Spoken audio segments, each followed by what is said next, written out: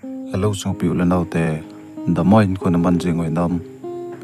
tunin jong thu sim khat anangai khom kin hi tin tunia ai sim sei dingo a hi le ta mel Mulou ji a Guilhung zo Talou thu sim khat love story anangai khom kin hi tin hezi chon apat a chai chan hin ngai se ding in kain ti mo ve chula e channel la dinga first time ma honglut masa pen hi le la le subscribe he hin bolen ti a ka hin tim nom pe ne tun e hon jong thil dang se lo chen a story langa lut pan taw hi te pe ka hi le min thong vai pe ka hin a thu sim chule ta mel Mulou ji a Guilhung zo Talou ni khat hi ke jong phone in messenger a ka ki chem ta na hi le hai ki ti message khat a hung chu ken jong common ka ga vet na hi le amin chu naw chong ki ti ana hi phat na chun ken jong gang chela ka ga reply in hello ka ga ati na hi le aman jong hoilai ho nei ham a hen tin hi chun ken jong asam ho ka hi dan chu ka sei pi ta na hi chu in ken jong ama ga adong ki in nangla ka ga ati le aman jong Manipur lon pi kho a hi dan a hin se yin cho in ke ni jong ka kyo ho jing hlan ta na hi ap ta khat ho a che zo ba hin ken jong kalung se na ke im zo ta pon lungset thu se di ka ti tai a hian la nom da khale tin ka ki phalam ki jin ka sei lok le ka ge sang di ji in kalung se na chu se chop jing digin ka ki ko tai iti chun zana bo online je ka hi ji chun zan chu ka nga do in na zana hi pha na hin ka ga online line chun ama chu ka ga te masakit ta na hi le ama zo ana online din hi chun ke ni zong ka ki ho thon pai tan hi ti a ka ki ho thon pe na hin ken zong a number chu ka thum mi na hi le aman zong it lo hi len a hin pin ken zong kola ke ho ding in ka sei ta na hi ichun ken jong a number a pi ji chen ka ga kolen kola chen ka ki ho thon ka ki ho thon pe tin kalung se na chu ka sei ching ta na hi le amon jong kalung se na ka sei chu ai chan pi in lungtu mol chu ka se a din hian loading a chen kana ki tim hlan ta na hi hiti chen phaleni a chal bangin ka hong ke ho jing hlan ta na hi le kum le hla ana chal len ka ki ngai na hlon jong kum thum cho na thling tan ke jong in chung gen thei ji in kalung set pen nu kom chi thei lo ben mondang ka ma som hol den kana kal chung do ta na hi hiti chen mi banga in chung nam sate ka hi lo ji chen kalung set nu jong adei bang le along gel bangin kana bil zo ta pon hi chini apa na chen ki ho dan cha na za chum che jeng ta na hi le ken jong ka phone in hitin ka sei tai now mun chom che in hitin na dei bangin na hong bil zo hi zong leng ke din dong neo lo hi len pangjingo na lungtu mol so ka se in tin kana sei ta na hi le aman jong hengi he o pangjing na nge he o tin ana sei ta na hi hi chen ke ni jong ka kilamon to hlan je in mel Mulou hi je in ipi se bangin kalungin kanaw ko ma bo chiding ka gon a hin la ka in chung ka vet ji phal le mi banga nu le pa ki kim lo te ka hi ji in dei bangin kan thei ji ta pu na hi a hin la lungliang lo na de le ka goi hlon hlon na din pa ko ma kan taw jing ta na hi ti chen kum le hla a chal jing tan kalung sit nu ka vil thei lo ji in along chu ahang pan tan hiti chen ka kheu hlan je pha jong le e yang ho zen ka ko min hong jong hongda jing tan tin po in ho ji ta na hi a hin da kin ka sei je in lungneu hu in tin kana hlam mon je in hi hiti chen ke ni jong ka ngai na hlon kum sang ni le som ni le le me hla ahong hlung tan ken jong ka naw nu to ai chan ge ka pha hlan hi pathin koma ka ki pa hle in a hi hi chen ke jong hi chan ge ya ki ngai ta a in sung thu ho le nei lo gen thei te ka hi dan le ka mi hi dan ho sei lo ding chu kanom tapon sei din ka ki go ta na hi he chen ka long set pen no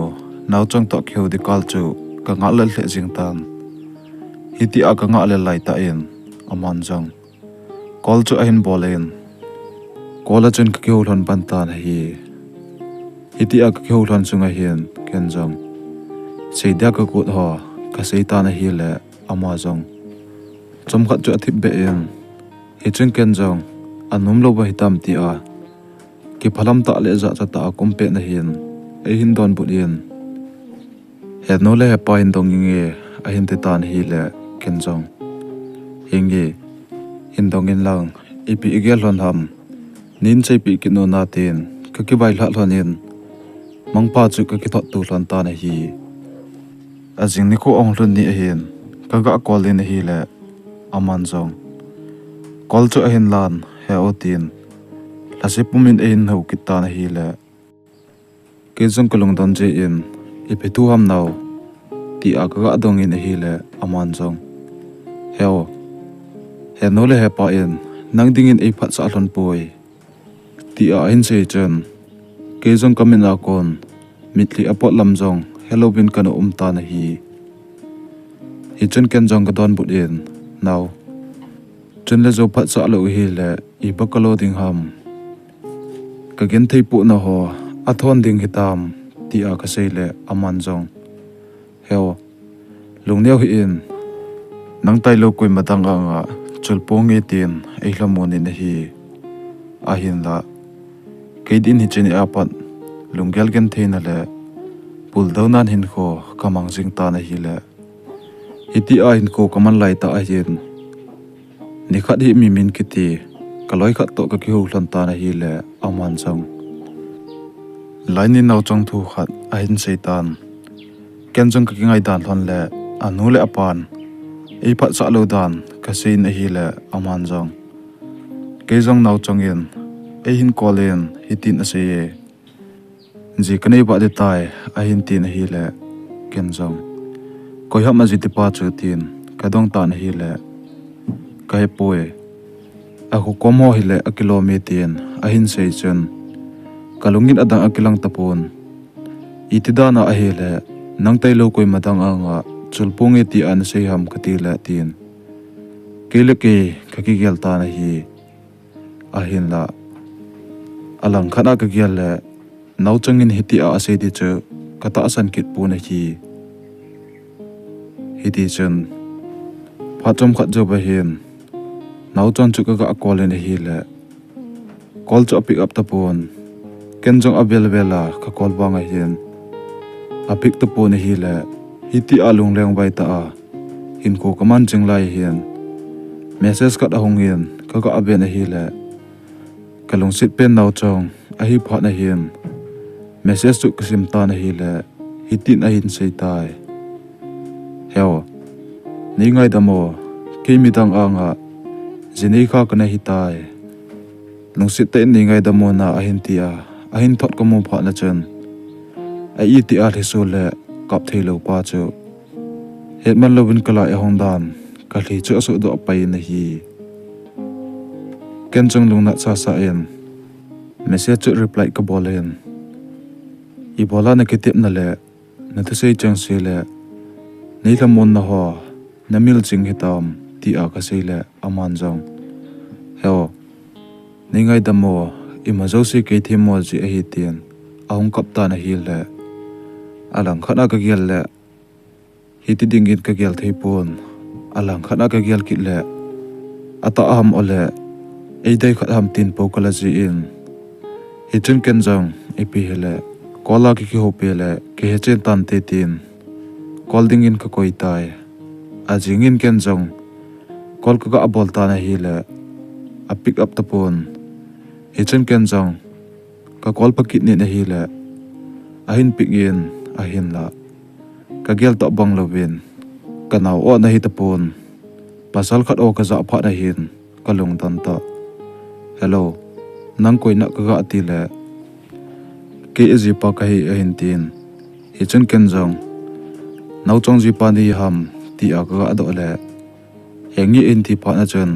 ke zong nau chang to nei kheu sa thei de ham phat kilet nung hita zong le ti a ka sei le aman zong nau chang a hin pen nau chang in zong phone a hin tu in hello a hin ti chen o ka za le ka pau thei ta pu na hi a hin la ka kilung le sa en ka don but pa en nau i bola nei hlamon na le ka ko ma na kitep na ho na hai mil jing hitam ti a ka sei le aman zong ka pum pum en e hin don but en heo ke them mo ai e ni ngai dam mo ti a hin sei chen ke jong paulo vin ko men koi ma het lo vin kai li ka ki the pu men ka long ge la ka sei tai pa ko ma ka taw na le ka tum cheng ho tu a i bola guilhung lo hitam tin ka gelin abang le ta san ta a ka taw na ho hi e san pi nom lo hitam tin po ka gelin pa ko ma ka ki phin ta na hi a hin la ke ding in sei de ka nei ta pon hi ti a pau thei lo ba lung na ta a kum lai ta hin kol cho in tha tan hi chon kol a tha khet he nen ka li chu ka ki thi holen ka kol phat kil le phone chu si sof atita na hi hi chon phone chu ka koi hlan ko ta na hi le phat chom khat ju ba hin message ong ki din ken jong ka ga be na hi le ka lung set pen nau chong ana hi pha na hin message chu ka sim ta na hi heo ke jong ki pa ta a kal song kai pon ka pum pum ma kal song zo chu kai bo be heo nei ngai dam min tin a hin sei ta na hi aji chu i ma zo se ke them mo ji a hi nu mei lung hlom le lung neo a hi ka hen a hin la in chung gen thei ji in a dei bangin ka vil chau pon alung dei banga kan zo lo ji a alung ana khiala ang danga pa zadia ana chi a hi tai o hin kho ke hin kho zan mang hi le kanome thusim akichai tai hello so pi ulan autte thusim isei nau changa sei hil bol hil chale sei hling lel aum kha zong le lungset ta in kingai dam to uite ti a kain tem nom pe ne chale thusim aban ananga kitau hite nabonun mangpha